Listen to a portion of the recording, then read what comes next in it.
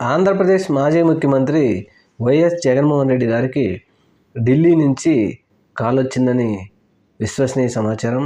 అయితే ఢిల్లీ నుంచి మరి బీజేపీ వ్యక్తుల నుంచి కాల్ వచ్చిందా, లేదంటే ఎన్డీఏ కూటమి నుంచి కాల్ వచ్చిందా?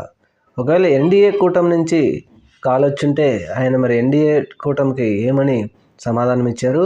లేదంటే బీజేపీ కూటమి నుంచి కాల్ వచ్చుంటే మరి ఇప్పుడు బీజేపీ కూటమి వారి ముందు ఏం డిమాండ్లు పెట్టబోతున్నారు అని చెప్పి తెలుగుదేశం వారు కొంచెం టెన్షన్తో ఉన్నట్టుగా చెప్తా ఉన్నారు.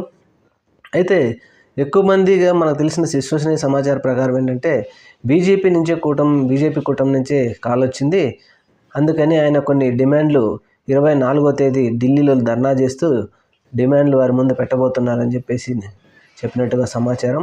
మరి చూద్దాం, 24వ తేదీ సాయంత్రం ధర్నా అయిపోయిన తర్వాత ఆయన ఎన్డీఏ కూటమి తరపుకి వెళ్తారా, ఇండియా కూటమి తరపుకి వెళ్తారా అనేది